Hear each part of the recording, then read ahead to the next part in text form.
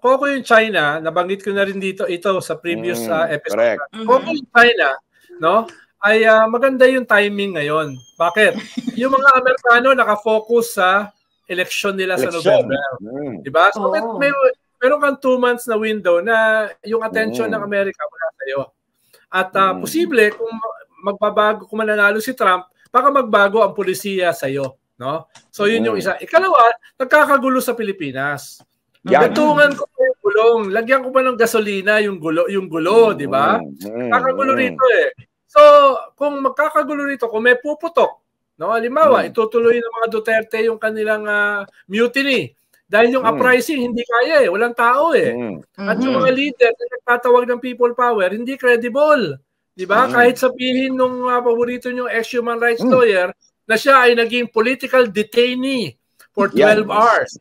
Naging political detainee siya, no? Hirap at siya ay magiging rallying point. Nakita mo naman yung isang rally, iniwan siya ng mga tao. Kahit sumisigil siya, uy, pinakain ko kayo, ba't kayo nag-uuwian?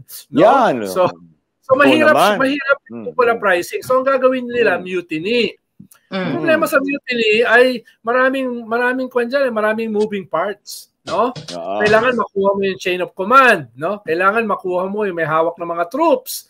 At kailangan ay ipakita mo na hindi ka pro-China, dahil anti-China ang mga military. So marami siyang mga variables na hindi mo kontrolado.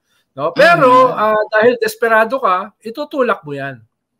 Pero kung magkagulo, no, a failed mutiny just as bad as a successful mutiny. So kung magkakaroon 'yan, no, maghahanap sila ng trigger, hindi umubra yung trigger nila na pulburon, baka ang gamitin nilang trigger ay impeachment, who knows, no? Pero naghahanap sila ng trigger na magkakatalyze ng isang mutiny. Kung magkagulo, tapos yung mga Amerikano medyo sa iba nakafocus, baka kunin na ng China yung ating mga shoal, yung contested shoal sa Escoda, sa Sabina, etc. No, hindi ako magugulat. Pero tingin ko ay magdadalawang isip sila. Dikit ko yan, binanggit ka na. Pero ang ginagawa nila, pumoporma sila.